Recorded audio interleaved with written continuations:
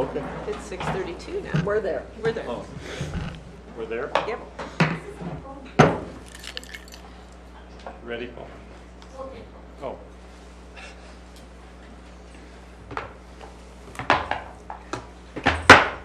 Good evening. Welcome to the May 13th regular board meeting for this Pullman School District. We rise for our flag salute. I pledge allegiance to the flag of the United States of America and to the republic for which it stands, one nation, under God, indivisible, with liberty and justice for all.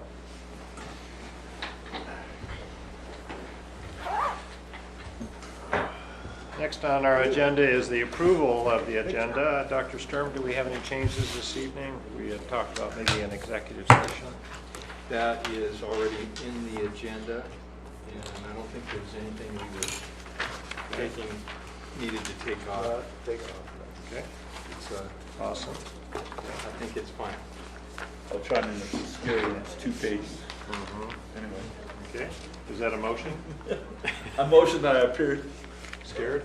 a motion that we approve the agenda 2-pager as was presented. Thank you.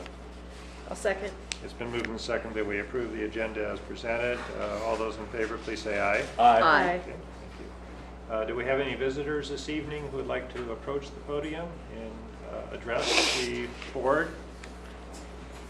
If you do so, we ask that you limit your comments to 3 minutes, and then we will listen, and we will not provide any discussion, but they may come up later at another future meeting. So, no visitors?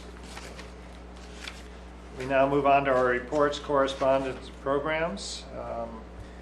We have a few special things going on this evening. First of all, Do you want to do those, or do you want to do other reports first? oh, yeah, okay. I got ahead of myself. I got excited about the special. Okay. But you're special too, Susan. Oh, yeah, thanks. In my own special way. Yeah. That's We'll start with our board reports. okay. First of all, I want to thank KXLY, Hometown Chevy, and Pullman Youth Baseball, and Chipman and Taylor for the wonderful work that they all did on the, used to be the JV field when my son was playing baseball, but it's now the Youth Pony League field. It just looks gorgeous. Looks like it has a mom and people who care about it, so it's vastly improved. So I thank all of those people for, and especially Mike Hayton and the Pullman Youth Baseball people for working so hard on it. I know Jim Simpson was moving dirt forever on that sort of thing, so there were a lot of volunteers like that. 5th grade camp going on, you can tell because it's raining. Actually, I can report from being there today, it was almost always overcast but not raining today. Yeah, it wasn't like it was here today. Good. And then, I don't know about last night, it looked Okay. like it was a gully wash. oh, well, It was wet. But you weren't tenting. I slept in the back of my truck. Oh. what a wuss. Back up, come on. You should be out there in the wilds with the rest of the little critters. After the first 2 inches of rain, I decided it was better in the back of the truck than Okay, it was fine. on the ground. Also, it was National Bike Week last week, and it's actually Bike Month now, but it was Bike to School Day and that sort of thing. And from all accounts, very pleased with the number of people who did bike to work. And Bike Month is carrying on, so get out your bikes and ride to wherever it is you need to go. And I think that's about it for me. Good. Thank you. Allison? I would like to congratulate Mr. Mielke and the PHS choir on the always entertaining rock show that occurred this past weekend. Some of you are nodding. Perhaps you attended. Very entertaining.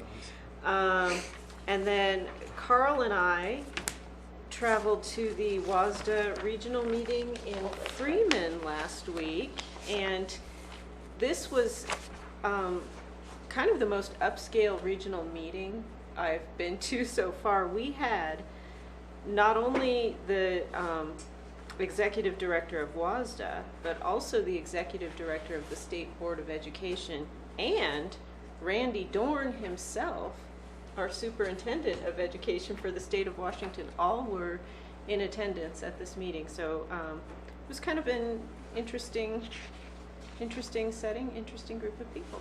Good. Yeah. Thank you, you and Carl, for attending. Yeah, sorry to have missed it. Carl, any reports? I'm gonna let Joe later compliment. Okay. Maybe we can get our production guy out here Yeah. also during the Okay. superintendent's report or something. Sure. Talk a little bit about soccer, and Joe will talk also about softball. First time we've been this far along in a long time. So, softball, since maybe you're, no? Okay. Okay, good, anyway. I mean, it looked like the Pullman High School sports page this week. Like, whoa. We kind of dominated. The one thing that I might add about the regional meeting was that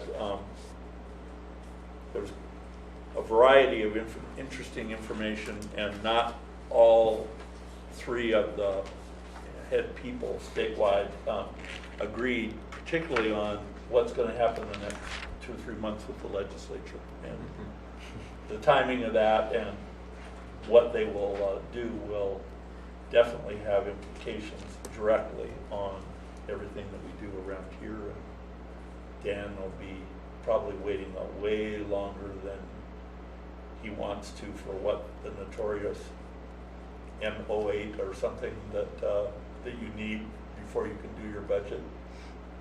I always forget it. Mix it up with what's in the forms in my favorite movie, Office Space. But anyway, that's all I have. Okay. I just wanted to acknowledge that 3 of the board members are running for office again for the new 4-year term. So Susan, thank you. And Allison, thank you, Jim. Thank you.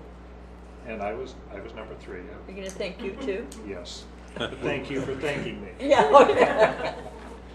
So that's awesome. It's good to have the team at least ready and willing to go forward. So that's good.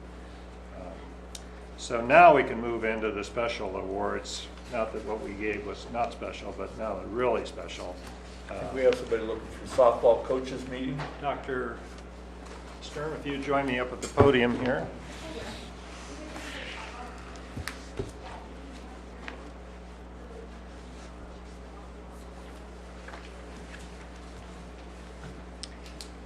Each year, the Pullman School Board awards a dedicated teacher award. We've done this for the last couple of years now, and this has always been the highlight of the year for me, because it acknowledges that teacher who has gone above and beyond teaching kids. It's following them, showing an interest in them, and just embracing them as who they are. And so this year, we would like to invite Jan Estep to step forward.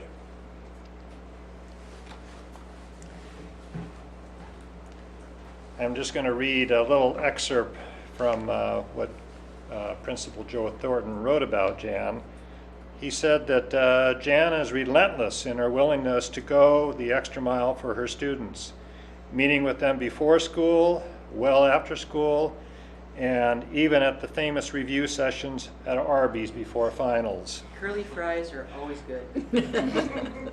So she is quick to ask, what can I do differently when a student does not learn a concept?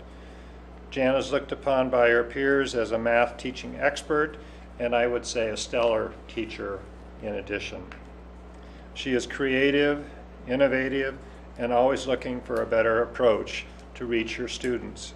Her continued success with students in calculus and on the AP test is an example of that expertise and success.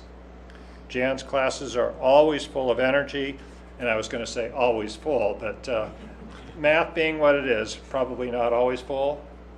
We're working on it. Working on it, okay. But they're always full of energy, which is great. And the students clearly have fun, even when material is very, very hard. And that's a quote from Principal Thornton. So thank you, Joe. So on behalf of the Pullman School Board, I'd like to present this to Jan. Thank you for your role in the education of children and youth in the Pullman Public Schools.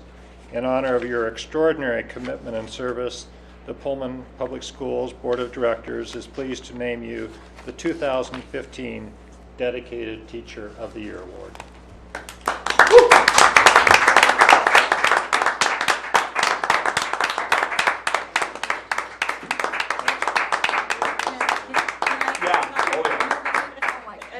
It'll be quick.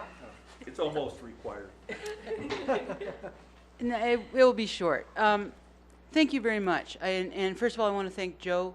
When he takes the time out of his busy schedule to write a letter like that, I'm truly appreciative of that and your confidence in me. That's terrific. I'd also like to acknowledge the fact that I have colleagues who make me better every day. And we are a team, and I would not be who I am today without all the people I work with. And they're a terrific bunch, and I cannot tell you how lucky I am to work here in this building and to work in this community who values education as much as I do. So I thank you very much, and thank you to everybody.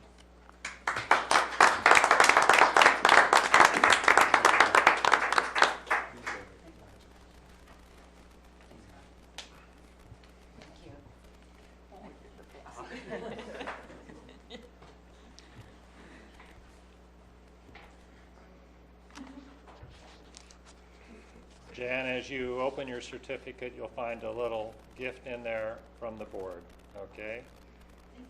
Thank you very much. Okay. We now have 2 more awards. We're just full of awards tonight, so may I have Desiree Gohl and Joe Thornton please come forward.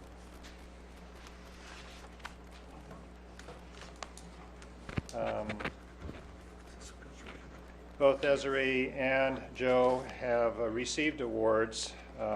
This is really a prestigious award. Desiree, in recognition of your personal commitment, dedication, and achievement to Pullman Public Schools, congratulations on your selection as the Great Northern League Assistant Principal of the Year Award. This dated 13th day of May 2015. So thank you very much. Good job.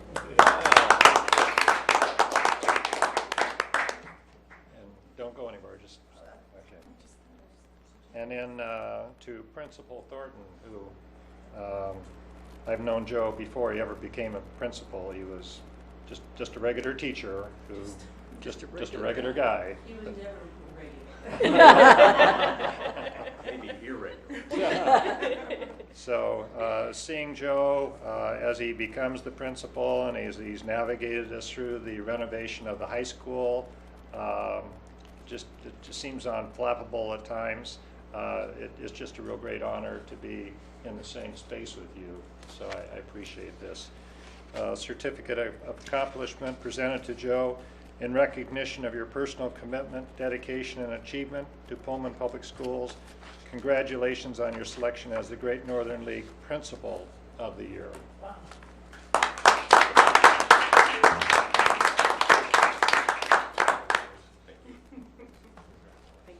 Superintendent Sturm also has. Yeah, I just wanted to comment that, you know, there are so many reasons that both of these people deserve this recognition from their peers. Among them is the recent award that the school received from the state as a school of distinction. Again, it takes great leadership as well as great teachers and a great staff in general.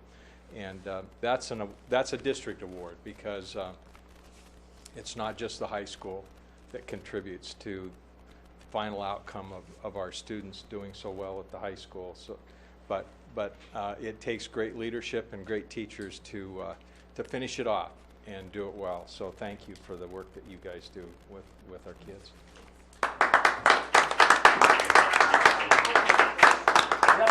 Sorry, I'll say just a couple things. I just want to say thank you guys for recognizing this, and I really feel like Joe and I are a great team. I've said that since day one, since we started working together, and it's really been a great, I think, a relationship of just teamwork and building and creating great things that happen. But I think our strongest point that we have is that we work very, very hard at not letting one child slip through the cracks. Sometimes we work harder than the kids, but I think that's one of the things that we do. We've got great teachers who help us make sure that happens, and you know, so I think that's, I mean, I'm just thrilled with this, but I think that's our teamwork, and then the fact that we work really hard for kids. It's an honor to be nominated. Thank you.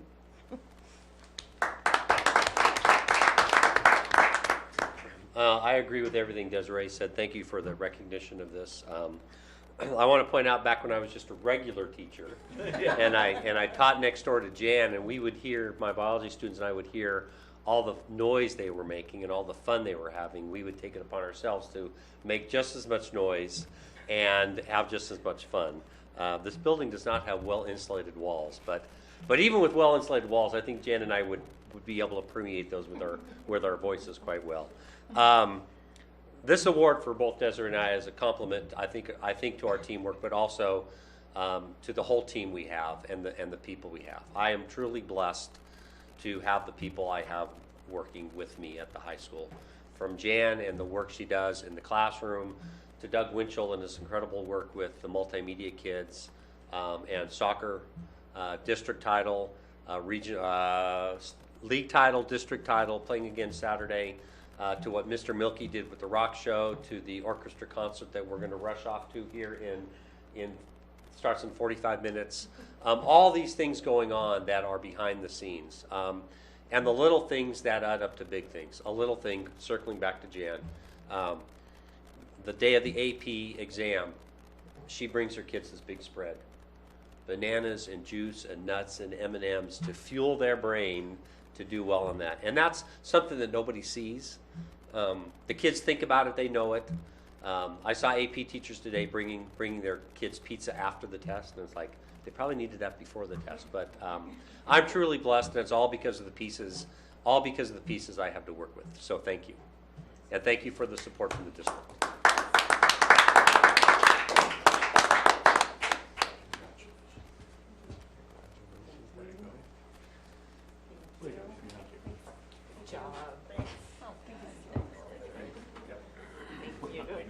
Way to go, Joe.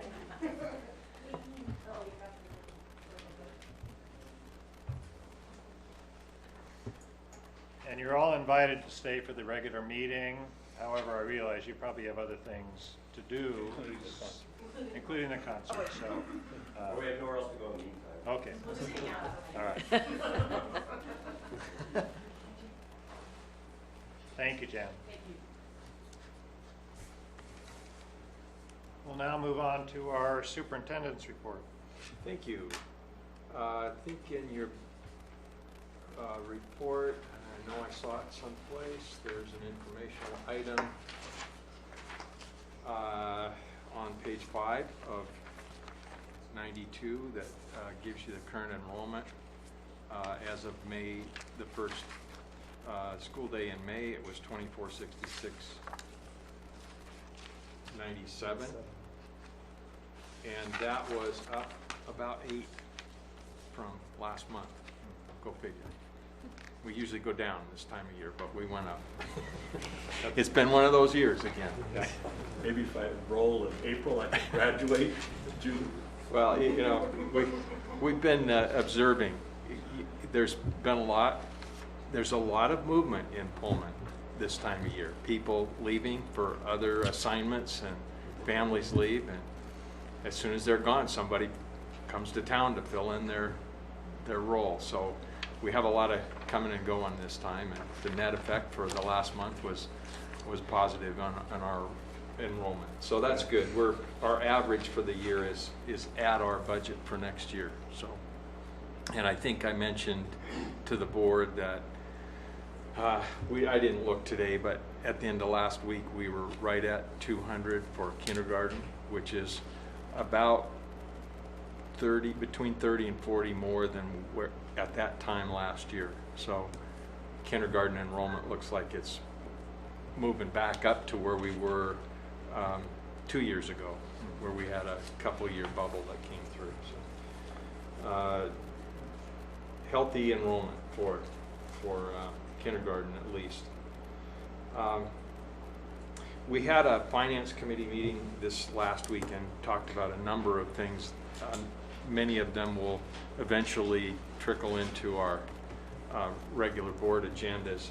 But at that time, Carl mentioned that there was some confusion about the civics requirement in high school, and actually we had some discussion and were a bit confused ourselves at that whole timeline and how it happened. So Bob and I spent a little bit of time researching the chronology of where that came from, how it started, and our district's response to that.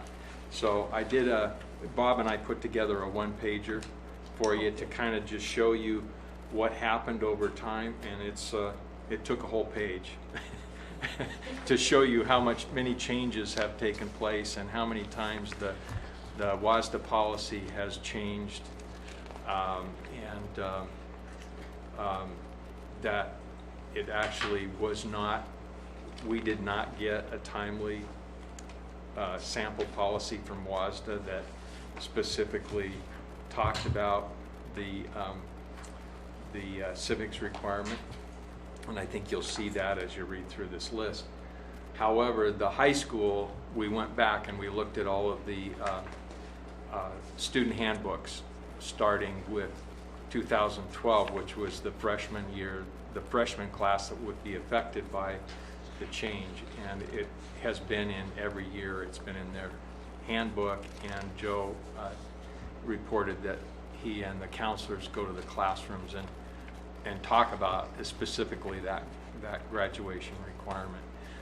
One of the things that probably was a little confusing for us as we began talking about it this last week is that we developed a course for that requirement this year because it's a requirement next year. So that course was developed this year and approved by the, well, it was developed over the last year, but it was approved by CAC this year and implemented and approved by the board this year. So we have, this does not provide you with all the documents behind it, but believe me, I've got them in a file on my computer if you want to see any of them. And I think Bob does. Can too. I just ask a question? Sure. I was with you until you just said we developed a course. Because as it was explained to us, there is no required course. There's two ways a district can choose to Okay. do it. You can have a specific course, or you can integrate it into other courses, and our staff decided to offer it as a course, as a senior level civics course. So yeah, there is some flexibility in the WAC requirement. There is a way to, if you ensure that you have all of the requirements of the course embedded in other courses so that every student gets that, then there is a way to do it a different way. You know, the director of the State Board of Education told us the majority of schools teach a current world problems course that contains a civics element. And that's a possibility. I mean, we have a current world problems course, but according to Joe, it hasn't been selected by students and hasn't been offered for the past 2 years. 1 year, 2 years. One for sure. Was not offered last. It's not being offered this year. Correct. It was offered, but we didn't have enough enrollment to have it. It was offered, but not enough enrollment to. Well, it's not on the agenda tonight, so I'm not. Right. I mean, but yeah. And that there's can come a lot back, of- but yeah. for next year, we have an approved course to meet that graduation requirement. And, you know, I think the point is, that I think you'll see there was a lot of confusion, including at WASDA, about getting that information rolled out. I went back and looked at each of the policy news reports and how they described it, and it changed a little bit about every 3 or 4 months, how they described what the options were. Yeah, that seems really problematic. It really does, we're- and I mean, if you'll notice that- extremely problematic. If- I think if you look at the very first item on our list, it says, in July 26, 2009, House Bill 2132 was passed, and it added civics as a 1/2 credit requirement and increased the social studies requirement to 3 credits, maybe. That was in the law. I mean, not that word, but it said if the state board does this in the future, then it will become a requirement. So they said in the law that maybe it will become a requirement. And then the next year, the State Board of Education increased the graduations to the graduation requirement to 3.0 credits in social studies, and that, in effect, initiated retroactively the law that was passed the year before that required the civics class. So, I mean, there's a lot of confounding information that came out around that. Well, I hope You're you had fun doing all detecting this. a little bit of frustration on my part about how that was rolled out. Well, as a parent, I'm frustrated. I have a student who's a junior who, as the entire junior class, has a new course introduced next year that they all must take. Right, but as you'll see, it was communicated that that was going to be a high school requirement as early as their freshman year. It's Although just it we didn't exist. Well, yeah, we didn't have the course yet. Yeah. Yeah. Yeah. Because it wasn't going to be required I until guess next they year. should have known. Yeah. Right. So I wanted you to have that information because we went back and I know there's confusion about it. And so we wanted to dig out as much specific information as we could about that topic so that we could have an accurate picture of what happened over a period of time, right or wrong. We know what happened. Why not? The other thing I have on my I list, just concurrent with this, just for a couple people that are listening, was also there's now a new requirement, if I've got it right, because I participated in it, for civics elements, I won't use the right term, K-12, and there's a new set of standards that are coming out in May for implementation, K-12, for civics. There was a call that went out for teachers to draft the curriculum from OSPI. And since all the things that Joe sends out or whatever, or the district sends out, I get as a school board member. So I said, well, I used to teach civics a long time ago, and I've participated. I've been a small town mayor way back when. Do you want a school board member to be involved in doing curriculum? So probably because they had not anywhere near as many people volunteering that were teachers. The call just went out in February, and one of the decisions we made by survey was whether to hand them out in late May or in August for use this fall. So I know that's coming also. That has a set of rubrics for kindergarten and so on, and they all flow to basically the same required elements that are in the civics course, only they build to a higher and higher level. And it's troubling to me, not about our school system, that I'm getting a raised eyebrow here and so on and so forth, and that I'm not more articulate in explaining what I participated in. Yes, and we talked about that, and I'm aware of that as well. I'm not sure what the outcome of that will be, or whether it will translate into a new requirement, or whether we can proceed with the course we've already developed. I know that there was some push from the legislature that it had to be K-12, these elements had to be developed, core concepts, by this year, school year 15-16. And they were late getting started on it. So the call went out anyway. But we've had, in addition to the list that you have, we're talking about a single policy in your policy manual 2410, and there are 3 more changes this year that I didn't list on here to that policy.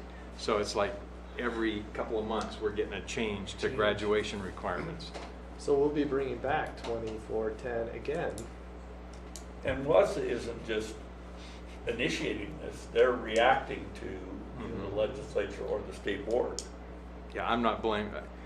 I think they're struggling the same way, WASD is struggling the same way we are with trying to keep up with the pace of change that's coming out of the legislature and the State Board of Education. Now I'm prompted to go back and print out my emails, and of course it was done by survey and so on, but to document exactly what I did participate. It's embarrassing that I don't know the title, or I know it was through OSPI. I know that. Okay, so I have one more item, just to draw your attention to the fact that we did or remind you that we did commission a study with Design West Architects to look at options for expanding elementary classrooms at our other elementary schools, similar to what we did at Franklin Elementary. And so we have a study back from them. We didn't plan to go into any detail, not asking for any action. It's just part of the information as we move forward to give us options, along with the fact that we're looking at purchasing property. That's a more long-term solution. Some of the options that are outlined in this report could be intermediate steps that the board could consider as we move forward if we need to do something before we have another elementary school. So I'll pass that down, and it may come on in the future as a agenda item for discussion as well. Or we could, if the board desires, we could have it a topic in a study session to give it more time. And Dan, anything? We're going to do a little construction update. Oh yeah, we do have a project going on, don't we? Yeah. Joe and Dan and I spent most of the day yesterday and today in construction meetings with the high school project, and there are always interesting things to work out, problems to solve, but you know, stepping back and looking at the overall project, it appears that you know, some pieces are a little behind and some pieces are ahead, but overall we're on track, on budget. I think there are some areas in the phasing that the contractors are sweating a few bullets over to make sure that they can get them done on time for students and staff to move in, but they're confident that that'll all work out as planned, and so actually the project's proceeding well. What they call Area B, which is that first wing, is one of the areas that's ahead of schedule, so that's been going very well. the gymnasiums on schedule. Area D, which is the Commons, music, theater, cafeteria, kitchen spaces. That's a little bit behind, but not significantly. There are just some pieces there that they thought they'd be further ahead. And then we have little issues that we see as we get to certain parts of the project. I think I sent you an email about the fence on the retaining wall on the east side of the school, and I think we've got that resolved now, and so we're heading in the right direction with that fence. Small thing, but it takes up a lot of time when you're trying to troubleshoot those kind of things. And we spent a fair amount of time on equipment for audio-visual equipment, sound equipment. Today we were in meetings probably, 4 hours, 5 hours, just on that one topic today. But we made some good progress, I think, today. So it's a lot of different things are happening all at once. So it's becoming where no day is dull when it comes to that project. But I think it's going along well. Anything to add to that? I think didn't they make the statement that the concrete slab in the Commons area would be poured by next week? Wow. So I think right. that's kind of neat. Yeah. That's kind of a milestone. So, That's huge. yeah. So, and we haven't forgotten the notion. I know Joe and I need to just set a date to invite people to come and ask questions, and we can't take them into the construction site, but we have some viewpoints that we could invite the community, those that are interested, to come and look at it from strategic vantage points and have us there to answer questions if people have questions. So we'll schedule that in the next couple of weeks if we can, before the end of school for sure. Anything else? Just wanted to add, our 2015 immunization clinic date has been reserved. October 19th, 3 p.m. to 7 p.m. at Lincoln Middle School. And that's, again, going to be provided by the Seattle Visiting Nursing Corps. So we've got that scheduled. Getting ready for flu season already. You don't grab a date now, we won't Yeah, have one. that's So. good. We're also working on a Smile-mobile coming this June, and I'll have more information by the next board meeting. What is a Smile Mobile? It's a mobile dentistry office where they have typically people on low income can come and access dental care, Medicaid specifically. Excellent. And it does also dental work on a sliding fee scale. Great. And we have a number of, maybe I missed, you probably said that, but we have a number of students that don't have access to dental care, and that's really what it's about. One last comment, I meant to mention this when I was looking through my agenda. We added a late item on the agenda that is discussion item I, so I just want to, we will discuss it tonight. I don't think it's necessary that we act on it tonight, but it is a late item. At first I thought it was just an information item and I was going to cover it in my report now, but it requires a change, so we moved it into a discussion item, so we'll talk about that one when we get to it. But that's in addition to your packet today, as late as today. We try not to do that, but every once in a while it happens.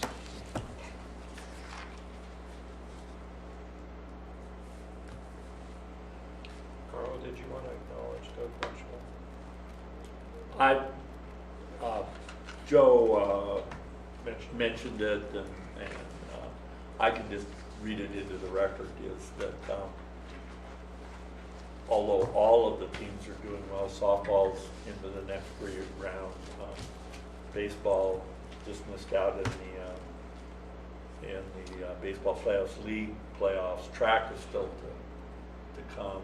Mention that I don't know whether it's a regular thing, but there were, I don't know how many hundred athletes here from the league just for JVs here last Thursday, I believe it was, or Friday. A huge JV meet that gave just hundreds of kids from our league opportunities that they don't normally get in their regular meets because it's limited by how many competitors you can have in heats. We ran eight heats with 8 kids in each heat of the boys 100-yard dash, and about 7 of the shorter distances were more participatory than we didn't have like 10 running the 2-mile, but every event was contested and multiple heats and everything. I believe Mike and the rest of the volunteers, I was one of the volunteers, we finally rolled out of here at about 8 o'clock. So it was a tremendous meet. And just because the times were a little less than the varsity meet and so on. So it gives an idea of the depth of commitment that our coaches have and so on. But specifically, soccer in Doug's tenure here, this is the first time that the boys team has won both league and then won district in the shootout yesterday over Cheney. And the first time that they've won both events, not in Doug's tenure, was 2005, he believes. And so they're well on their way to district. And at 1 o'clock this Saturday, we'll be hosting a regional against some team from CWAC. So it'd be good if not much is going on. Graduation is over at the high school, at the universities, and hopefully there'll be a big crowd here for soccer at 1. Good. Thank you, Carl, for the update, and kudos to Doug and the soccer team. Yep. We now move on to our consent agenda.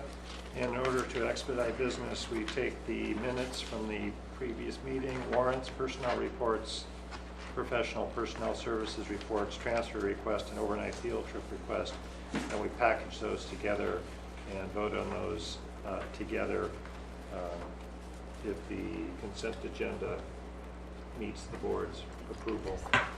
Do I hear a motion? I will move to approve the consent agenda as presented this evening. I'll second. Okay, it's been moved and seconded that we approve the consent agenda as presented. Any further discussion from the board? Hearing none, all those in favor, please say aye. Aye. Okay. Aye. Thank you very much. We'll now move on to our action items. These are items that we have previously discussed at either last meeting 2 weeks ago or prior meetings. And Dr. Maxwell will be presenting. It looks like you're on for all of these, Dr. Maxwell. Our first one is world language course offerings. Correct.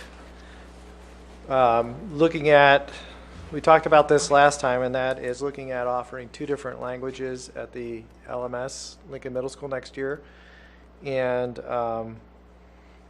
continuing further conversations with Cameron on accessing issue of, we're looking at some different options of what if we offered it both at 0 period or both at first period, or 1 0 period, 1 first period, and alternate every year, or offering 1 first period and 1 7th period. So we've been going over some pros and cons based on some questions that came up at our last discussion.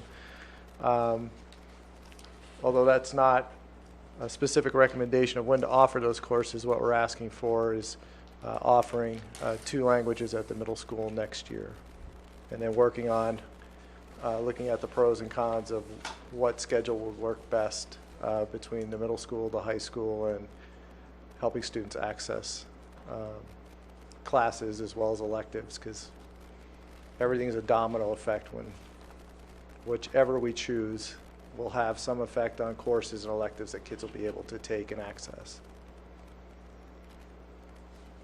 is the assumption that maybe whoever's teaching it at high school could also teach it at the middle school, or would it? Correct. Yeah. That's why we're focusing so much on 0 period or first period and 7th period, because that we'd have to work around scheduling that with the high school in order to offer that offering. So.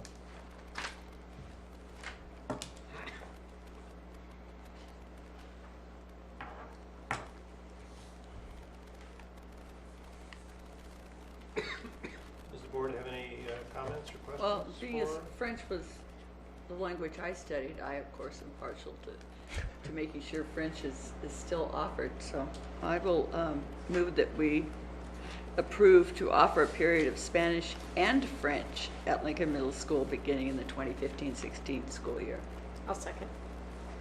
It's been moved and seconded that we approve the world language course offerings as presented for French and Spanish. Any further discussion? All those in favor, please say aye. Aye. Against? All right, thank you. Okay. Thank you. We'll move on to policy 3417, catheterization.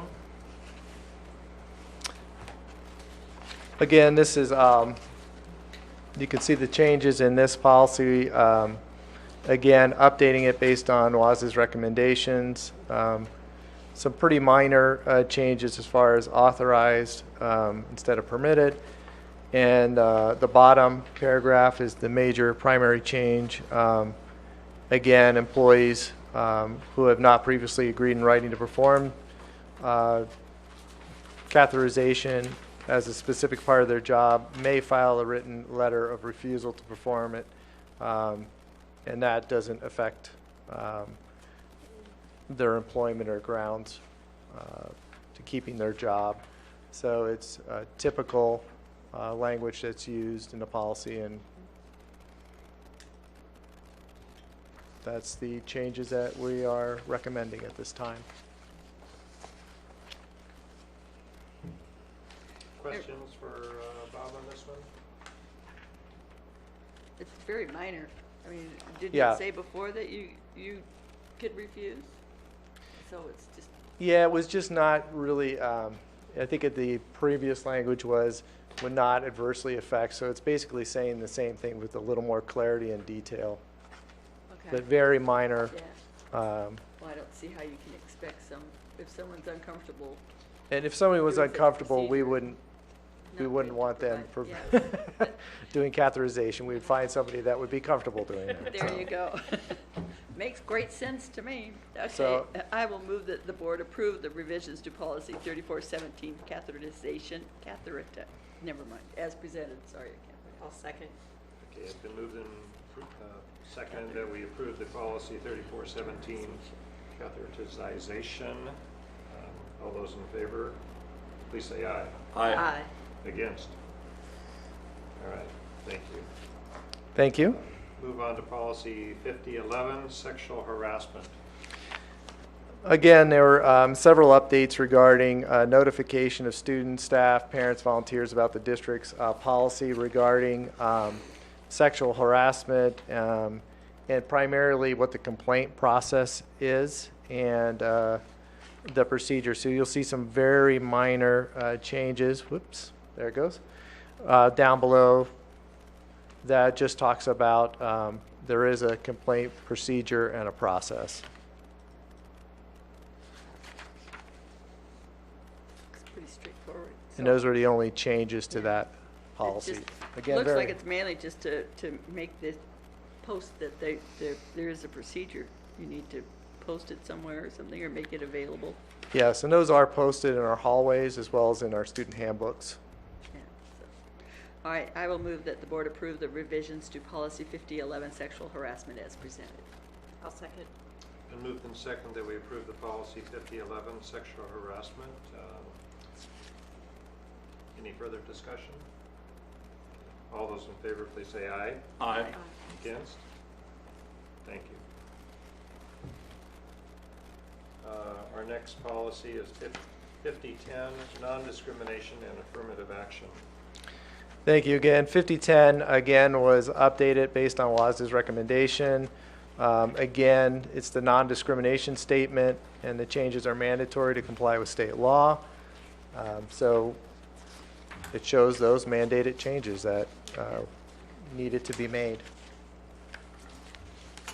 It's always good to comply with state law. It's always a good thing. It's just a concept, yeah. Okay, in which case I will move that the board approve the revisions to policy 5010, non-discrimination and affirmative action. I'll second. It's been moved and seconded that we approve the policy 5010, Non-Discrimination and Affirmative Action. Any further discussion from the board? Hearing none, all those in favor, please say aye. Aye. Against? Thank you. Thank you. And our last action item this evening is policy 5000, Recruitment and Selection of Staff.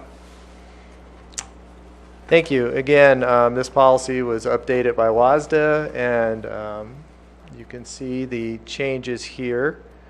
Again, a slight intro change. The Pullman School District Board of Directors recognizes.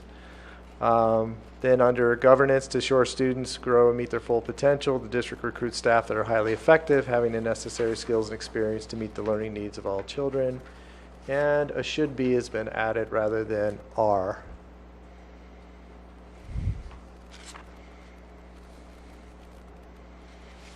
And then just legal references were updated, the RCWs and the WAC.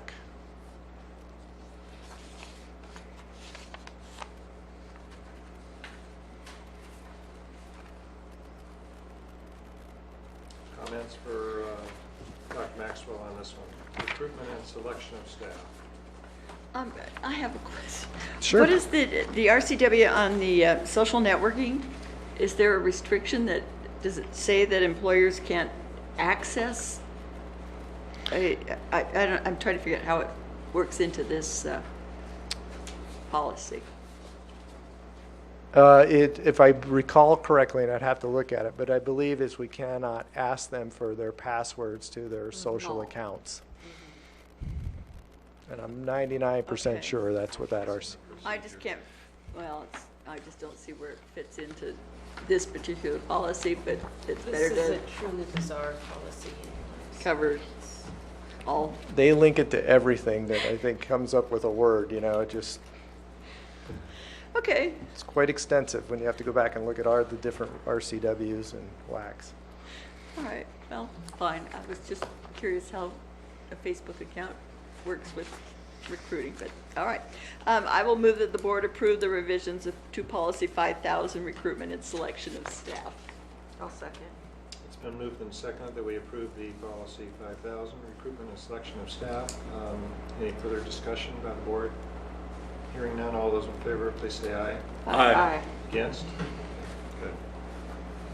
Thank you, Bob, Thank you. for taking us through those. We now have quite a few discussion items. Starting with our 2015-16 meal prices presented by our Director for Support Service, Dan Hornfeld. Thank you, and I'll ask Sheba now to come up. She's our nutrition services supervisor, and she has some information about increases in meal prices. Hi, and thank you. Some of the background on meal pricing. Section 205 of the Healthy Hunger Free Kids Act of 2010 requires school districts to gradually increase paid lunch prices to better reflect the difference between the federal free meal reimbursement and the federal paid meal reimbursement. We've been raising prices a little bit each year from what I understand. We're at the point now when if we raise our prices this year, we'll be where we need to be as far as unless the government decides to increase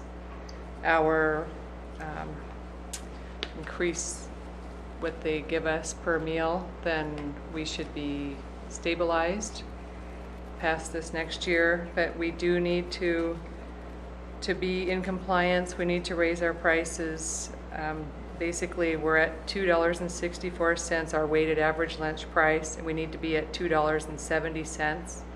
And the reason for that is $2.70 plus what the government pays us for a paid lunch is 28 cents. And so that equals the $2.98 that we receive for a reimbursement for a free meal. So that would put us at that price. My proposal would be that we would increase the elementary lunch by 5 cents, the middle school lunch by 10 cents, and the high school lunch by 5 cents. And that increase puts us at the weighted average of $2.70. I'm also proposing that we increase the adult price meals by a little bit, 25 cents each, primarily because we don't receive any government reimbursement for adult meals, and so we have to consider the price of food and labor when we serve adult meals. And so I think because the price of food has increased, that a quarter per meal seems reasonable to me. Breakfast, I propose that we increase it 10 cents per meal. Again, it's primarily based on food prices. For breakfast, we offer both juice and whole fruit, fresh fruit, canned fruit for breakfast, and students can take both, and that increases our breakfast costs fairly substantially. So I'm asking for a 10-cent increase in breakfast prices for all grades.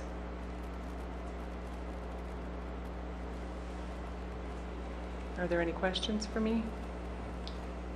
Do we have scholarships available for those families that need assistance paying for the meals? They can apply for free and reduced price meals, and it's a fairly lenient range. So Good. What's our percentage that qualify for that this year? Do you for remember? free and reduced price meals, each school is different, but I think we're probably in 20 to 30% range for our schools. Is that increasing? 30%. Yeah, it's close to 30%. I'm not sure that it's increasing from over the past few years. It Not much. Okay. seems to be pretty stabilized. As we looked at the CEDARS reporting information that came through from OSPI, based on the reports we make, I think we were up like 1.3% or something. Good. Any further questions or comments? Okay, good. Thank you. Okay, thank you. Nice job.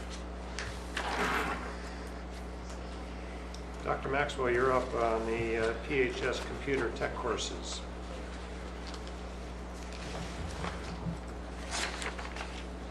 Correct, thank you. We want to bring another change to our course offerings next year. This was presented to the CAC mid-year, and I think somehow we forgot to bring this course up with the school board in our last rounds when we were updating. And so we wanted to make sure that we brought this to your attention. We've been working with Garen and the high school to expand the computer tech and software programming course under the CTE umbrella. And over the past few years, students were offered a 1 or 2 year program. And we have been working with Garen to expand it to an optional 4-year program to expand the range of certificates that students can earn. We've had a huge surge and increase in the number of students obtaining different certifications in different computer application software programs, for lack of better words. But Garen's worked very hard in trying to work together a program, operating system networking and security course, followed by software programming's fundamentals in the second half of the year. And as you can see, then the second, third, and fourth year students would return on an independent study to continue to add and at their levels of advancement pick up different programming options, as you can see there. And each program offered enables the student to attempt certification in order to become a Microsoft Technical Associate. And currently, students can exit high school with 5 separate certifications. This would allow them to increase the number of certifications if they so wish. So we wanted to bring that to your attention. And I apologize that we didn't bring this up earlier when we brought some of the other course offerings up.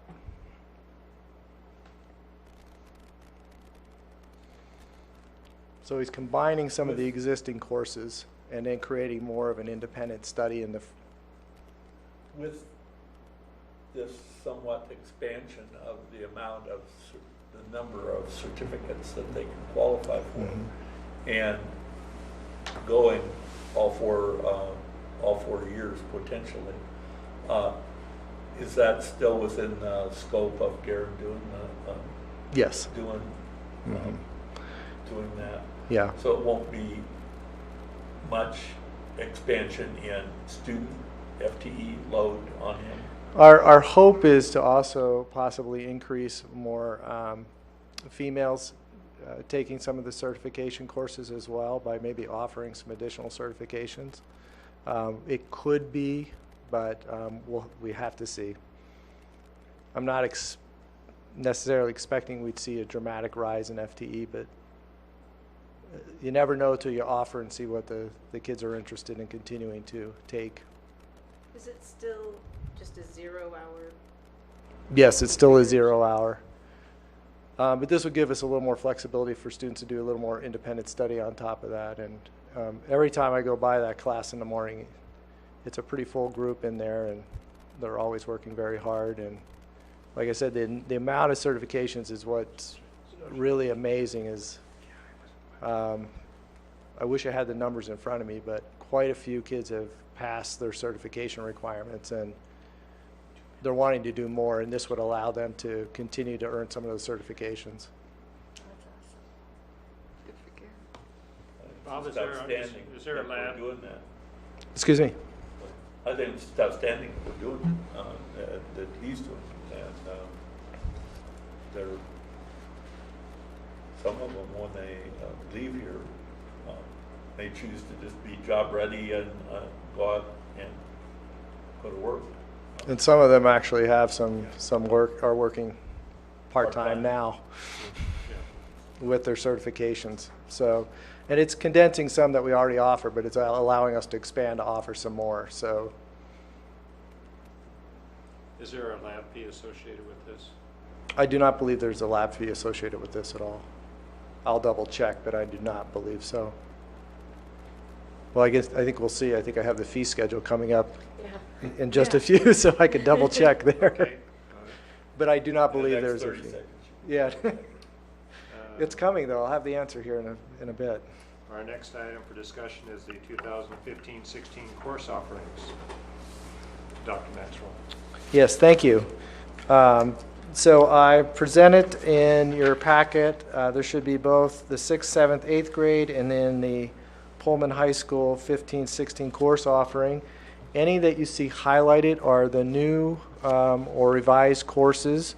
So to make it easier for you to locate in the course offering, so you wouldn't have to look over all of them, but so we just wanted to highlight the ones that, and these are all have gone through the CAC, and you've seen all of these courses presented to you. Can I ask a question? Sure.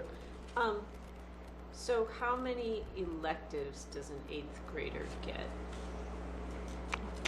Typically, at least an 8th grader should get 1 elective.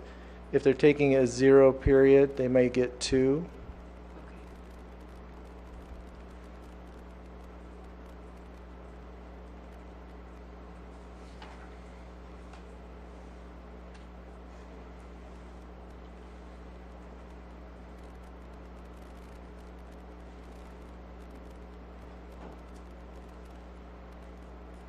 Of the 8th grade math options, which one of those is on regular track 8th grade offering for math? On the 8th grade, let me take a look. Be algebra, Algebra? yeah. Yeah. Typically, it would be algebra, although you have a lot of kids in pre-algebra as well. Not as many in geometry, obviously, because that's typically a high school course. And then does geometry follow that, then freshman, typically? Typically, yep.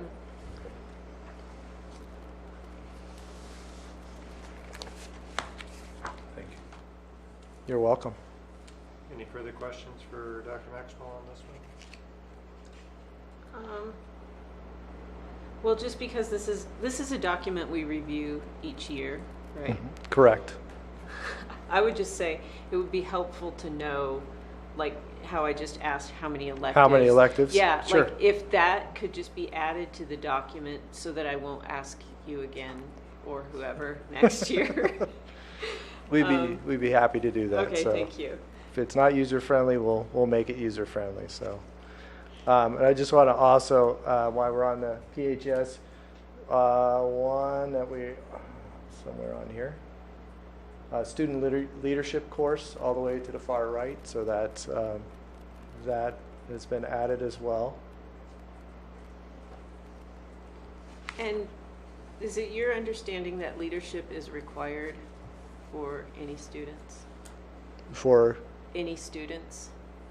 any students? Are any students required to enroll in a leadership course? Looking at the course description, I can't remember if it says required or strongly encouraged, but it would be kids in the ASB and different organizations. They may be required. I'd have to go back and look. And this we wanted to get in the course book this year. This is a response to a lot of feedback that we've gotten from the community, especially in the last Thought Stream event that we participated in. There's interest among kids as well as parents in having a course like this, and we wanted to get it in the course book, but it's yet to be developed. It hasn't been approved by CAC. So if we actually offer a course, it'll be a pilot, and it will probably be, it might only be offered second semester. So for next year, I can almost guarantee it won't be required for anybody. Yeah. Okay. That might develop in the future. It just concerns me there are so few electives anymore that, I mean, as we have more and more requirements, there are fewer and fewer options that students have. So, for example, we're talking about 8th graders get one elective. They have to pick, am I going to be a musician or a student leader? Because I can't do both. And a lot of it also depends on when those are offered. And that's the other, because music's only offered certain periods at the middle school versus the high school or orchestra or band. So a lot of times that plays into it as well, as if when it's offered and when we can schedule. So there's a lot of scheduling difficulties that contribute to that. Right. Difficulty. I'm just expressing the concern that I don't believe we should be requiring people. And we're take still things, working on but- the course and the description, and I know there was some language about, but I think right now it reads, I believe it reads, strongly encourage, officers to participate in this course. But again, it's something that we're still developing, we'll pilot, but I understand what you're saying with electives. It's becoming my new world right now, so Yeah. trying to figure out everything with so many things that are mandated now. Since we're in the discussion phase and it hasn't been completely finalized yet, and maybe even a pilot, I would like to be in on a discussion with our new activities director, who will be involved in either teaching or organizing probably the leadership activities, at least people, staff members in that position have been responsible for it before Mike Davis was, for instance, about the possibility of integrating that with not only with student government, but also as independent study per se, for useful curriculum-based service as a leader of one of the teams, the Knowledge Bowl team or whatever, demonstrating that, not necessarily in the classroom setting, as a way of relieving some of the pressure on the period day. Now, I know that you can give PE credit or a limited amount of PE credit for participation in activities, athletic activities. But what I'm suggesting is that I know various coaches use their captains in very meaningful roles, and that if we could structure that so that the extra meetings with coaches I know that they have, having a son that was a captain, it was much more than going out and shaking hands with the referee. But it doesn't necessarily take place during a whole semester or whatever, but the amount of time might be worth half a credit or something like that in that direction. And then we would also, by then, structure that role and on some of the other teams, academic teams and so on, structure that role so that they could be mentored and skilled, more skilled in that role rather than it just being honorific. Yeah, I think what you're pointing out is that there are a number of ways that students can be leaders without being necessarily a class ASB. officer or an Right. ASB officer. But just because you're a leader doesn't mean you're learning how to lead. And Right. in your example, though, you're going to want coaches to know how to lead, teach leadership and all this sort of thing. You're requiring everybody to become a leadership teacher, and I just don't think leadership it's a skill. Absolutely. And so I just don't think you can make everybody a mentor for a leader, because they've got to know what's required to be a good leader. So I don't see how that would. Good point. I can't visualize it anyway. So, but I think I don't know how you could do it. Well, But there you go, Bob. Something for you to think about. Well, I needed another project, so Sure, this is I'm good. sure. So Well, this could be over the summer kind of a thing. We could do that. you should see my summer list right now. Oh, I'm so sure it's very short. We'll do what we can. it's- Well, and one of the things that we did in our search for an activities coordinator, assistant principal at the high school was to find someone that had some of those backgrounds, and Chris does. He's done this work.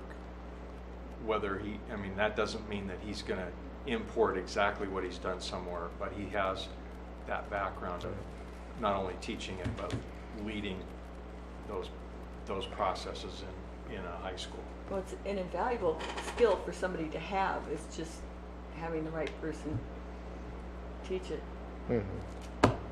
So that's neat that Chris has it. Another minor question, so I notice civic engagement highlighted. Is that the civics class? Yes. Okay, so it's actually called civic engagement?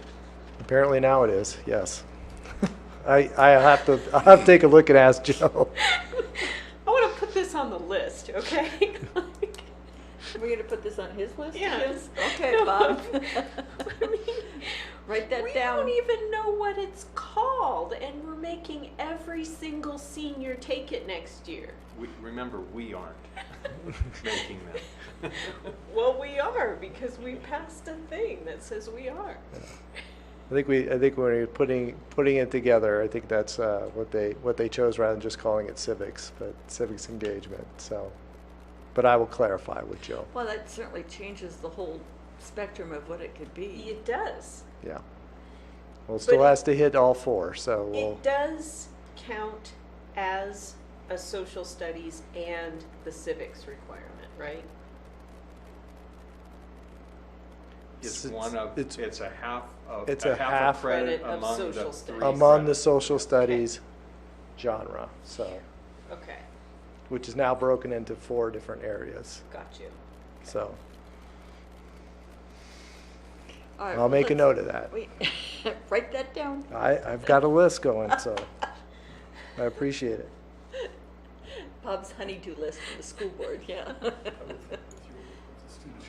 Any further comments? The from Bob? expansion No? of Okay.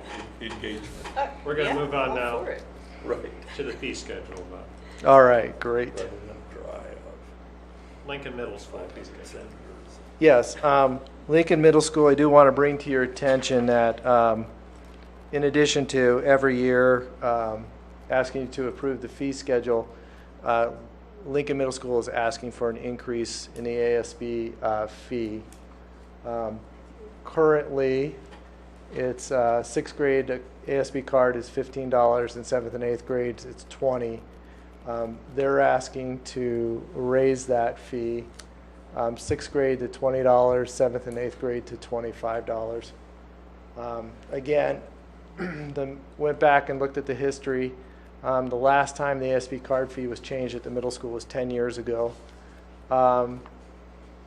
ASB funds have been less this year and past years. It's actually been declining. Yeah. They typically used to use was the magazine sale. They only receive 40% of that. A lot of people are not purchasing magazines like they used to in the past. They're looking at different fundraisers, and they're unsure this coming year what those new fundraisers, how much they will actually be able to raise. So they're exploring some different opportunities. They're actually looking at some community engagement and activities to get out in the community, do some things, and receive some funding for that. So they're really unsure of exactly how much money. So they're requested I think a modest increase. It's been 10 years. So they offer scholarships, don't they, for kids that can't afford? I mean, Yeah, there's different things that we can do if there's a problem paying for an ASB card, and yes. a lot of times at the beginning of the school year, it's a huge hit on funds Yeah. too. So is there a deferred payment plan or? I'm not sure about the deferred payment plan, but I can find out. We have folks that, Yeah. Good, okay. Yeah, I haven't run into anybody saying that was an issue that we couldn't work out, but I know, speaking just as a parent myself, I'd rather pay that than get another magazine Yeah. subscription, so. Definitely. It's enough for me to want to get a card too.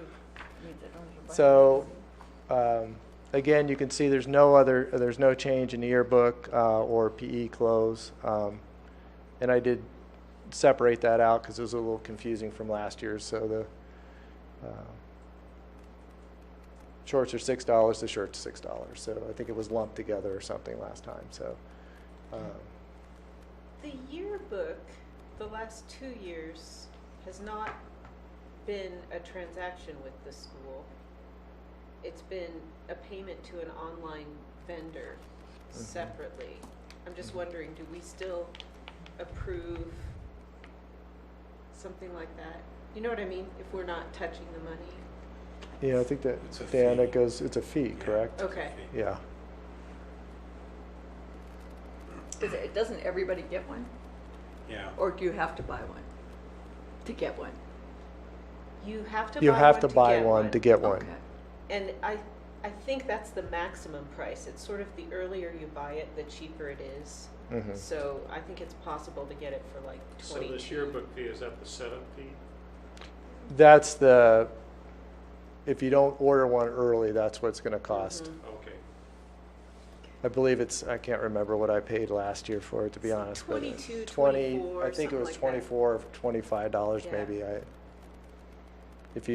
The key is getting it in early. If you don't, then you pay the maximum Yeah. price, which is $30. Good. So they're asking for a request to raise the ASB card fee. And it was approved by ASB. Oh, yes, and I'm sorry. Thank you, Dan. So, and that was run by the ASB, student ASB, and they, of course, approved that. Sure, So, it's their money, yeah. Oh, my mom will but pay as I have that. to remind them, it still has to go to the board. So just It moving. doesn't look like there's a fee for certification courses. No. So I had to remember, so this is the Pullman High School, thank you, fee schedule. So you can see all the fees up there. There is no change to this schedule, but annually you have to approve the fee schedule. So we provided that. I decided while we're doing LMS, we might as well get all the fees covered in one outing, so.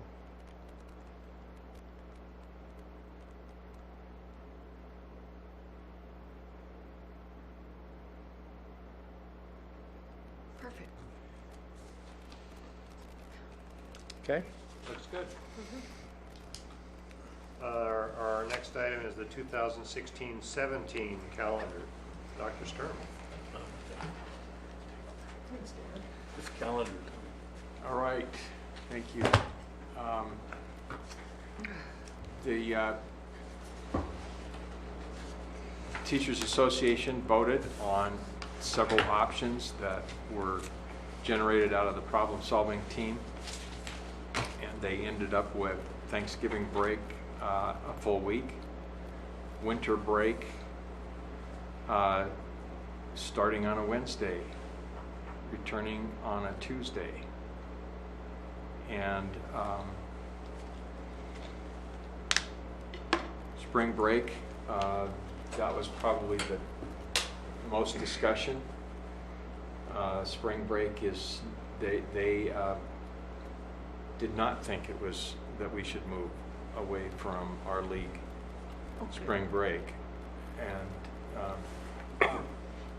that we stay with our league and have our spring break during the rest of the schools that are in our league, rather than going with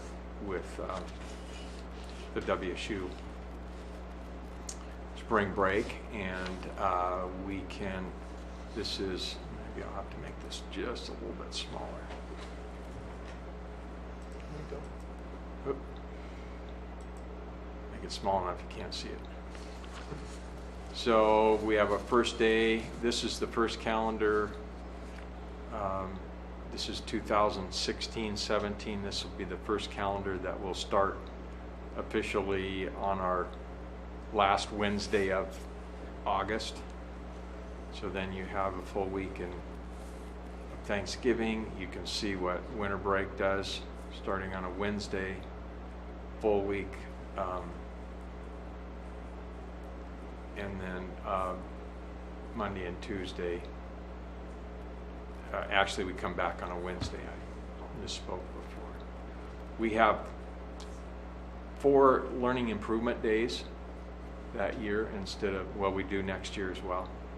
But we included those. That doesn't necessarily, those are the ones that are in green. And I said 4, where's the 4th one? March Before school 17th. starts. Oh, yeah. The day before school starts is one of those learning improvement days. And those, we just, we don't necessarily fund those. So you're not committing to funding, but those are non-student days, so that if we can afford to have professional development on those days that are in the schedule, we're going to structure the agreement was that the 17th would be a snow day if we needed it. So Dagny and I have been talking about how to structure that supplemental contract so that it reads that way in case we need to back out of that day as a professional day for a snow day. And then spring break is that first week in April. And let's see, the last day of school, I have to make it bigger, I can't see it, It's the 16th. is the 16th. which is a Friday, and again, the risk is if we have one snow day, we're fine.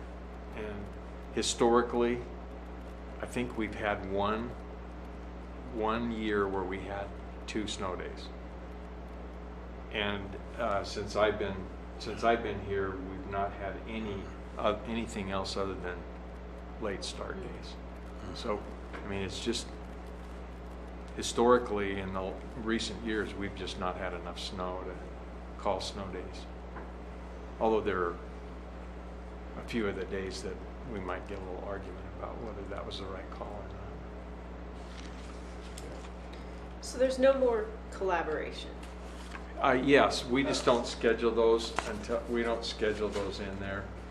Not this far in advance. We have a committee that looks at those. So like this spring, we set the dates for collaboration for next year, about Correct. 2 months ago, or a month Yeah, ago. a month ago. A month Okay. ago.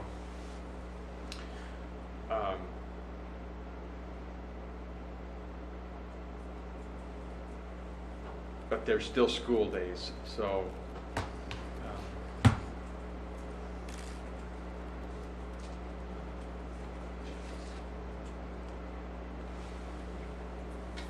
And is it in the contract or professional development days that they need 4 days of professional development days, or? No, these are days that, in our discussion with the board around next year and into the future, that we would schedule those in, not necessarily fund them, but at least we'd have them scheduled so that we could utilize them if we needed them. There's just so much training Yeah.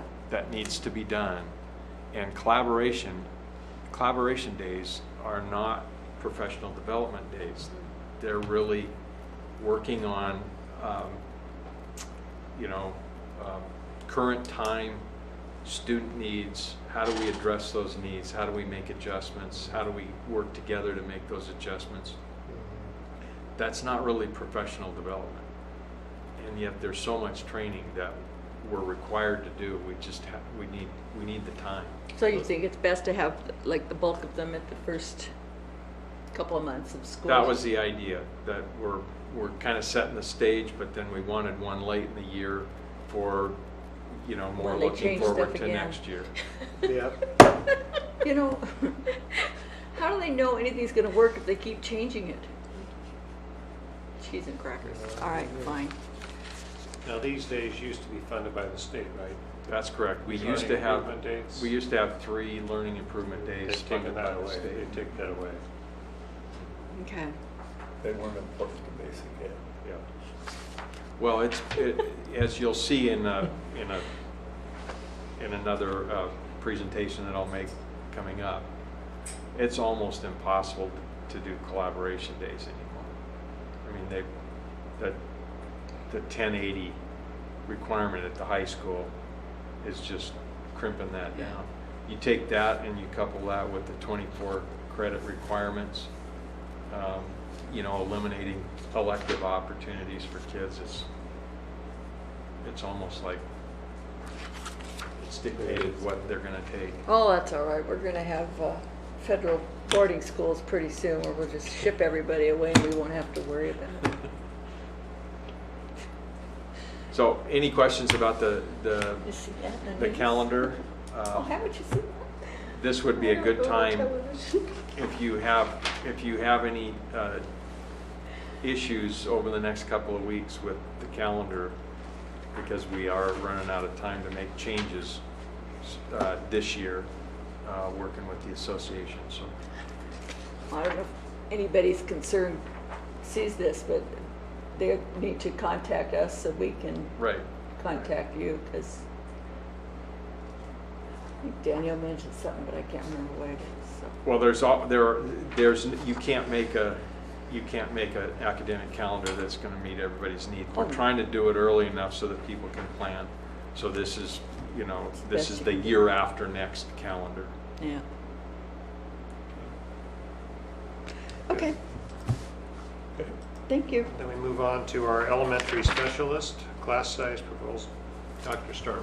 This was the last item that we worked on in problem solving this year, and it's come up every year for the last 2 or 3 years. We implemented a plan last year. It wasn't very satisfactory to the teachers. It really didn't, as it turned out, it really didn't address any of the perceived overloads in those classes.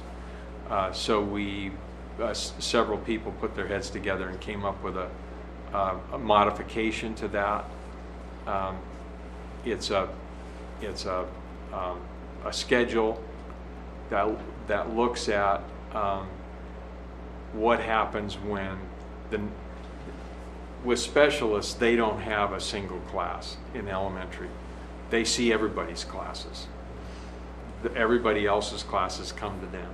And so some of those classes are in overload and others aren't. And so how do you figure out what the load is for a specialist and what's a equitable load compared to other teachers, and how do you address it when they've got an excessive load? This seems to be addressed at least more consistently the way we've built the model for other teachers. It's kind of like how we do it with high school,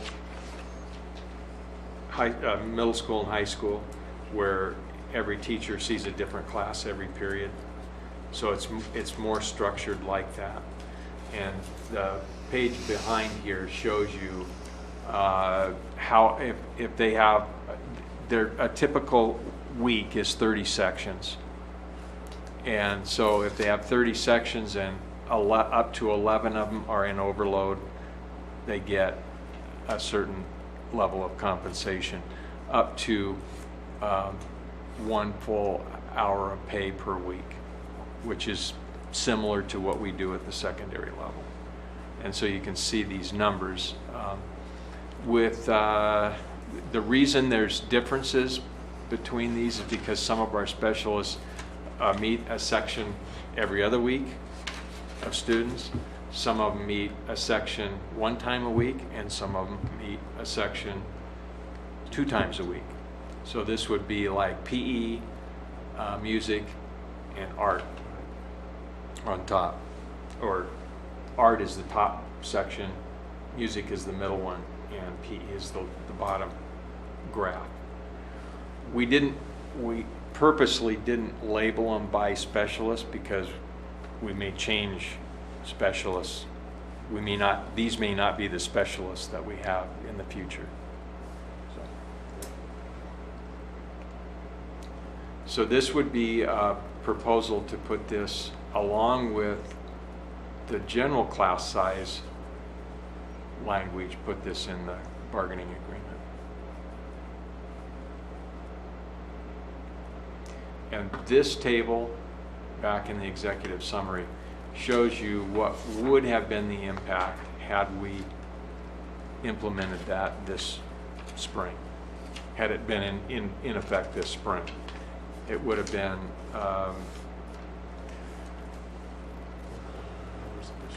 Almost 2 hours, almost. yeah, about 2 hours a week pay. Yeah. Total for Yeah. among all Across teachers. those 6 people. Yeah, across 6 people. Now our class sizes our class loads were less impacted this year. We were able, with some additional classrooms, to add more staff this year. Next year, the impact might be greater if we have more students and we can't add enough teachers because of space constraints. But it is, in my view, it's a pretty reasonable way for us to adjust to growing enrollment rather than being forced to hire a new teacher for a couple of more kids that are in a class. Yeah. It gives us some flexibility to grow and manage that growth. Perfect. And if the teachers can cope with it, handling 1 or 2 more, or whatever. Yeah, I think handling in the language, if you read the bargaining agreement language, it talks about one of the options is to add another teacher. That's a district option. Yeah. So at a certain point, if our class sizes Oh, get so sure. large, we're going to add a teacher instead of doing this. Right. And then, you know, it depends a bit. We don't know for sure what the legislature's going to do, but we're looking at the possibility of being forced to reduce class sizes, especially at the primary grades. Why not? And if that happens, then it changes our It sense of does. urgency about Yes, space. Yes, yes, it does. Okay? Okay.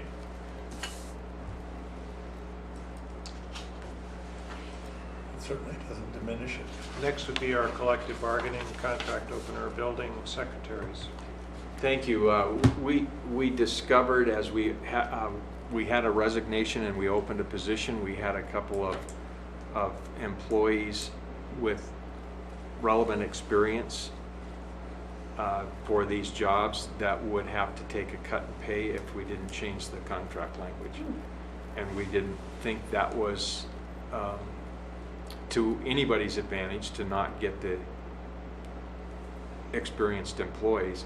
The contract language limited us to go up 3 steps in the pay scale.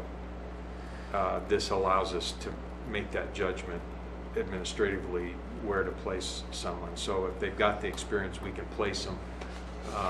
With your approval of this, we could then place them at the top of the pay scale if they have that kind of experience coming into the position. You see that this was the proposal, and you can see this email from the current chairperson that indicated that everyone, I believe, is unanimous, would translate into a unanimous agreement in the unit to support it.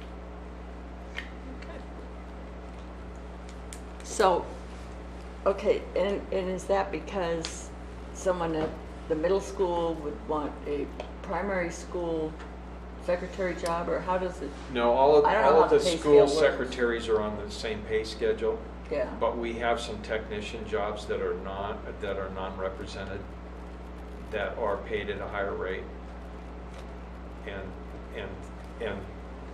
And they, so in order for them to take this job, move out of the job they're in, which requires similar skills, but it's a different, maybe more responsibility, so they have a pay at a different rate.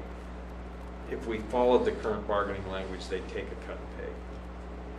But it's not anybody within the bargaining unit, because the people in the bargaining unit all are paid on one pay scale. So if they moved from one school to another, it wouldn't affect their pay. These are people that are applying that want to come into the unit from a different position. It also would apply. From It the would general also. public? It would also apply to somebody that, let's say, the position that's open right now is registrar at the high school. Let's say somebody came to us from WSU that had that kind of experience, and maybe they had 10 years of experience, and we would only be able to give them 3 years of experience. Well, I would go with that one, but if it's a technician and it's a completely different, not as much responsibility, job duty-wise and everything else, why should they be getting as much as they were getting when they were doing the job that has more responsibility? What I'm saying is that the job that they're leaving to come to this job Right. is a job Is of a higher paid equivalent job. experience at a higher rate of pay. Okay, so they're being paid for what they're doing. Well, but they've been doing that job for maybe 10 years. And so they bring the experience, and we can only give them 3 if we keep this language. If we keep the existing language, we can only give them credit for up to 3 years of experience. So within the job requirements, Yes.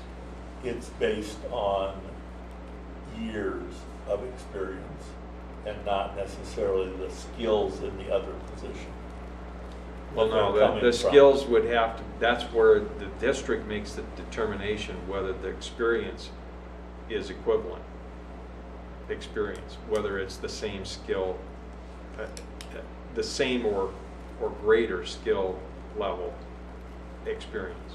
Okay. And that's left to the district's judgment. Okay. So we would verify experience, verify the skills for those jobs, and between Dagny and whoever the supervisor would be for that position would decide where the placement is on the pay schedule. Okay.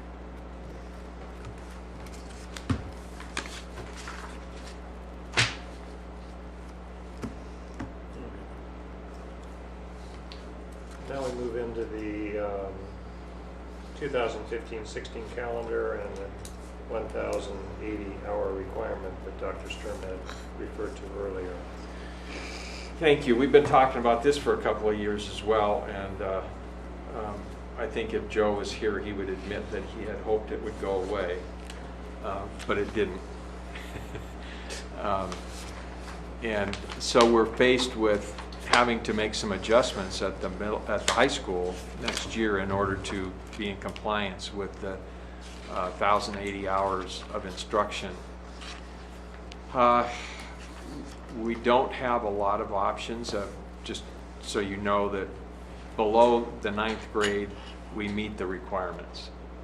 Well, actually, we exceed the requirement of 1,000 hours. We're fairly close to 1,080, but we are short of it. Especially they've tightened up the restrictions on what you can count as instruction, so it's harder to reach that threshold.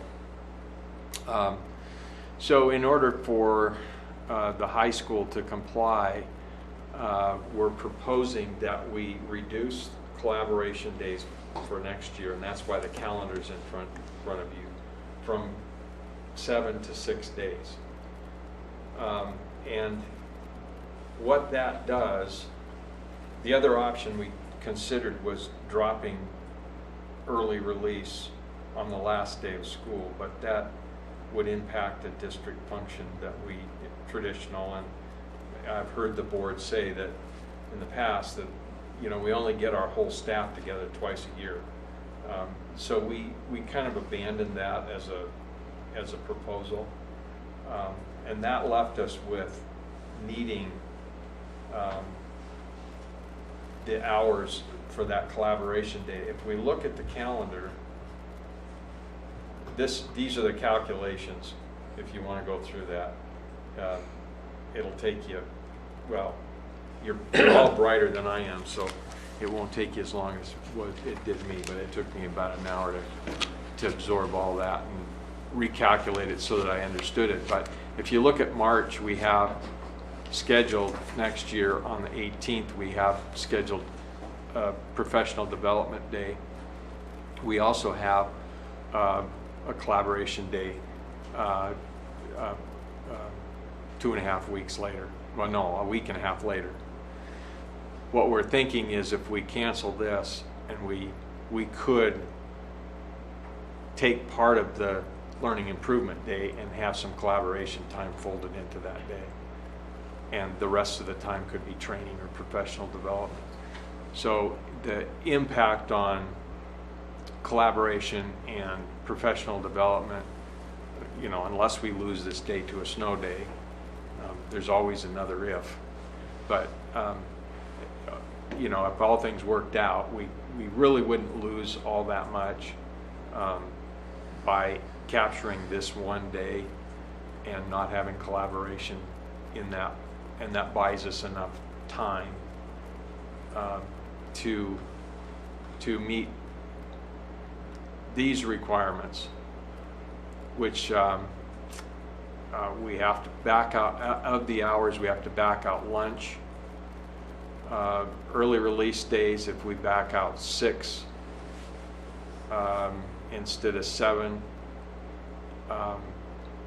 we lose the nutrition break in the morning at the high school in this scenario. And we are at 1,080.08 hours. And this means there are no, people are upset about school spirit and those kinds of things. There's no assembly. Why can't you just extend the school day 15 minutes? If you want to bargain that and pay for it, we can do that. Oh, for crying out loud. I think the only reason they changed it back was because they didn't want the high school kids shooting down the hill when the kids from Jefferson were trying to cross the street. Which is why they had their release moved to, seems to me, 2:50. It was originally the same time. Well, we can talk about the beginning and end of the day, but that's a different issue. It has to be bargained. Well, if you're going to extend the workday, absolutely. 15, never, excuse me. All time is good. Yeah, you can't change. You can't just willy-nilly increase the length of the day. It's Well, in how the long is it's their in the bargaining But agreement. so their workday really, think their workday is from what, 8 to 3? It's 7.5 hours. 7.5 hours. Does that include lunch? Yes, duty-free lunch. 30 free lunch. Question. These people will not make it in the real world. Okay, sorry. Uh, Sorry. The collaboration day would then be not held district-wide, or just high school wouldn't do collaboration? Well, if we only do it with the high school, that's another consideration. I didn't bring that one forward because I didn't have a chance to talk to Dan in transportation. But that creates a Oh, double okay. run of Yeah. transportation. I of all people, Yeah. me, ought to think about transportation. Can't you just bag that March, well, because we might need it for a snow day. I would just bag the last collaboration day. Heck with it. I mean, Well, that's we're our- giv- that's it's what not- we're the recommending. proposal. I would just, instead of working it in even to the March 17th, that's what you'd have to do. But I think you need to take a long, hard look at extending the school day, because this is kind of ridiculous to be, I mean, a 25-minute lunch for kids and the nutrition. These are kids we're talking about.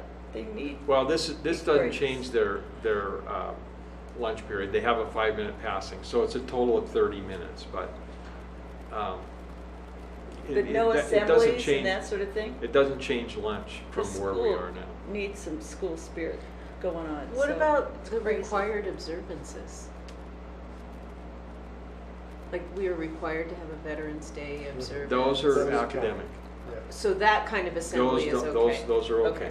Yeah. It's just the spirit assemblies you can't Yeah, do. you can't have anything that's That's just non-instructional. Has to be academic in nature. And you want your kids to be involved in school, because the kids who are involved in school, of course, do so much better in school. And then you end up with something like this. It's crazy. Don't get me started on what I think about this law. Well, I don't mind the 1080 hours, but I would think that you could, okay, I guess it's back to the bargain. Well, I mean, you're going to get me started. We have a law in the books that says that you can give credit for no seat time. And yet we've got a law here that contradicts another law that says you can't give credit unless they have 1,080 hours of seat time. So which way is it? Yeah. It's, You can give It's all right. credit based It'll on, you change can next give credit year. based on competency, and the kids don't have to sit in class at all. So it's either 0 or 1,080, and there's nothing in between. What if we switch to competency? Maybe you're after next.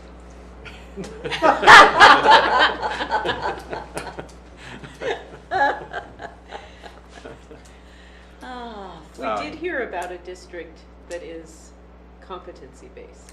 I'm sorry, yes. I mean, yeah, it can be done.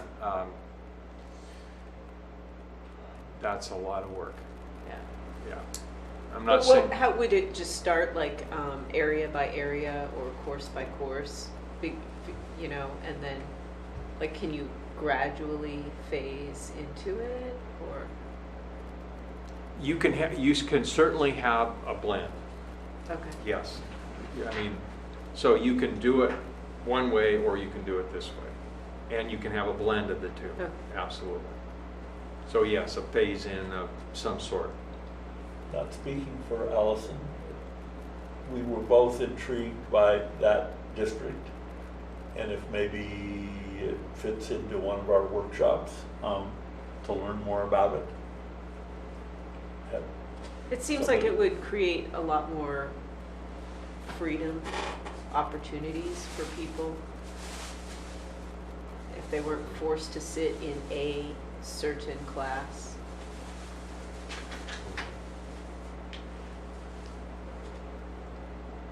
Yeah, well, Not before August. Yeah. I'm suggesting this for next year. I don't think we have time to go full competency-based by next year. Do we, Bob? No. Not me. Maybe in the semester. Which I would, in the next year, like to learn more about it. Got it. So does that make sense? And well, this second option, option 2, may still come about, but that is a discussion we've not had time to have with the association, because that would change a working condition, and so it has to be bargained. So they would have to agree to a waiver to the current structure of 30 minutes before and 30 minutes after school non-instructional time. So it'd be the same amount of free time, but I think there's a number of people at the high school that would welcome that trade, to start class 5 minutes earlier so they can still have a nutrition break mid-morning. Yeah. And I think Sheba sees a demand for that as well. She sent me an email today that indicated that would impact a lot of kids who she serves during that time. Is it, and this would just be bargaining with the high school teachers, or? Well, no, the association leadership would have to sign off on it. I don't know if it would have to be ratified by the whole, but they'd have to agree to it. Because it's a change in working conditions that's in the bargaining agreement. Okay. All right. On that note, we're going to move into policy 2145, suicide prevention by Dr. Maxwell.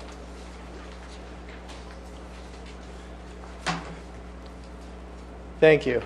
Well, with increasing number of policies that have coming along, this is one of them, and that's policy 2145, suicide prevention. Again, there's been some changes based on new RCWs. Legal references have been updated. Primarily in this, there's a new staff training requirement and a plan that must contain guidelines for staff regarding suicide prevention. We do have a plan currently with guidelines, but we will need to take another look at that and update it. Primarily the new is, again, another mandate for additional training, which we have quite a growing list, but this requires a new staff training requirement specific to suicide prevention, recognizing suicide signs, and prevention of suicide. When you have a policy like this, doesn't it set you up for liability if a student does, perish the thought, commit suicide? I don't, historically, I can't recall a district being held accountable based on any of its policies. But given that, this is based on the RCW. It's based on what WAS is recommending. There are some components that are bulleted there that we have to abide by. I don't think I don't think it's a risk of giving anybody any ideas, because you're going to have Oh, no, them I anyway, don't but- mean that at all. No, I'm- but what I would say is that to the extent that you don't comply with your policy, yes, you're opening yourself up to an additional liability. But isn't it kind of perceptual on how well you are complying with the policy? I think the compliance is the training.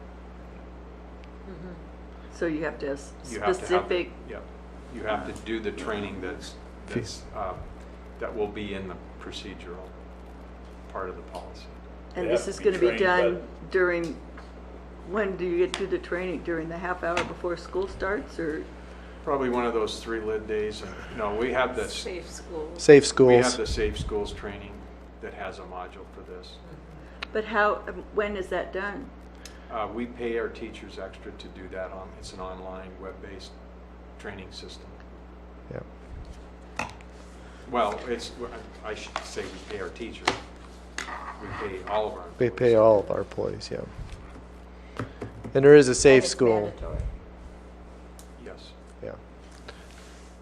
And the Safe School has the training modules that are recognized, and I did go through and I took the suicide prevention Safe Schools module so I could see what that module looked like and did it hit the components that are identified. So I wanted to be sure that is that a way that we could meet the training requirement.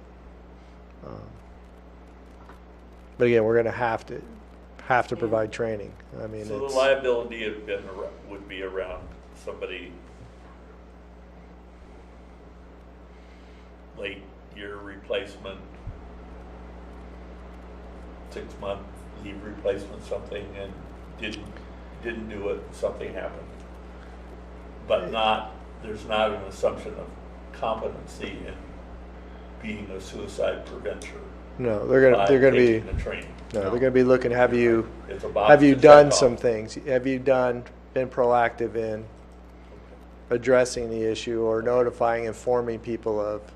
And trying to check off. Yeah, same thing with like anaphylaxis training that we're required, or some of the other requirements that we have to do. It's if you're not doing those things or you haven't done those things, then you're setting yourself up for liability. But if you can show that you've provided the training, you have a plan in place, you've communicated that plan.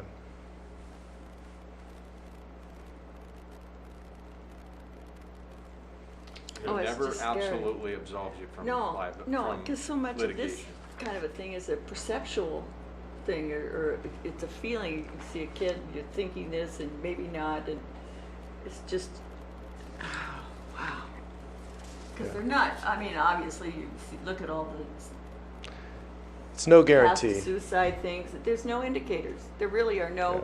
I mean, there's some things to make you worried about a kid, but Yeah.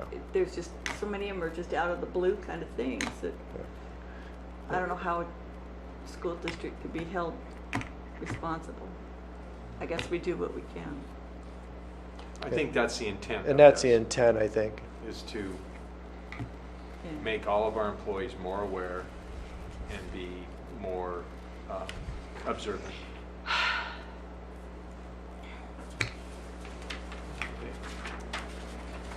Thank you, Bob. Any other questions on that? Our last policy for discussion is 6512, Infection Control Program. Yes, thank you.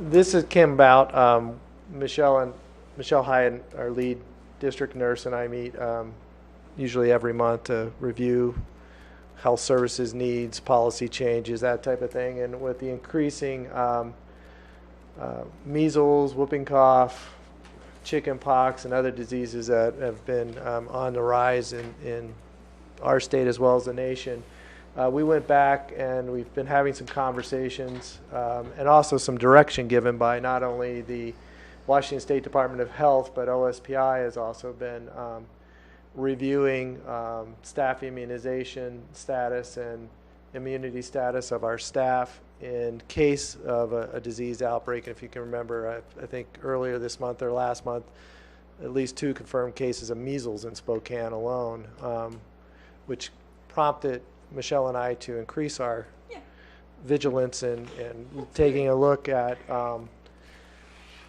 our infection control program 6512 and trying to be proactive and communicate that to staff, so it would not be a surprise if the health department decided that there was an outbreak and we needed to, it may affect our employees.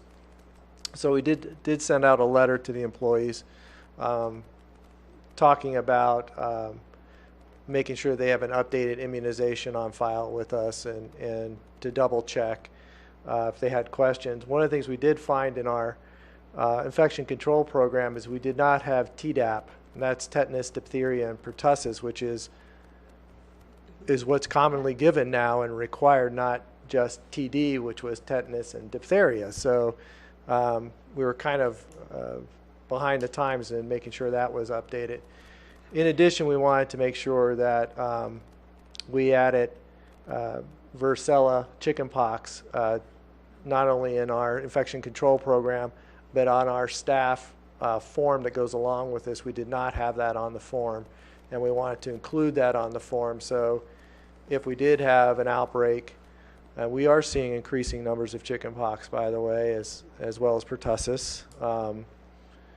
We wanted to make sure that we had accurate information on file for our employees. And so we went through and we've updated this to make sure that it's current and make sure our forms are current and that our employees are aware that we have this information on file so we can produce that or give them a copy if the health department ever did come and say, you need to remove any employees that are not immunized against the particular preventable disease.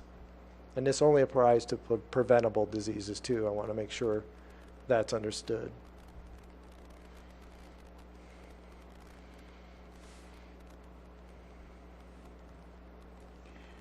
So, but here it's not required that everybody has these immunizations, the teachers. It's not required. However, if there is an outbreak, the Department of Health has the authority to say you cannot come to work because you're not immunized or you don't have an exemption.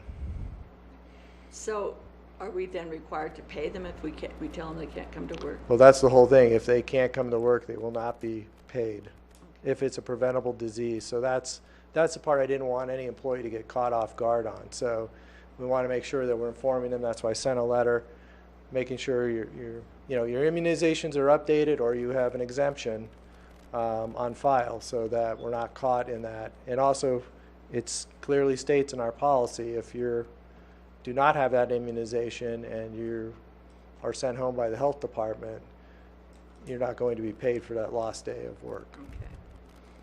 So we're trying to be preventative ahead of time. And it just, with pertussis on the rise, measles outbreak possibly. Yeah. It's crazy. I didn't want to be reacting. I wanted to be proactive so that we're on top of it, and also look at our policy to see we should have had Tdap, and we don't have Tdap in there. So Yeah, that's crazy. just updating it, and also adding chickenpox, which is back on the rise. So Thank you. All right. Thank you, Bob. all right, thank you. That concludes our discussion items this evening. Thank you for the discussion. Good. We now have a few informational items that we can look over. Dr. Strom already covered the current enrollment. And with the board's approval, we'll move into a short break before we get into an executive session. I don't think we need more than 15 minutes. 15 minutes. I move that after the room is clear and after a short break, we recess into executive session. All right. I'll second. It's been moved and seconded that we move into a short 5-minute break and clear the room, and then executive session lasting about 15 minutes. Okay. Thank All you. action, no action. No action. No action. put that wrap on it. No action. That way the people know not to hang out for 15 minutes and wait And come back in. for the action that's anticipated.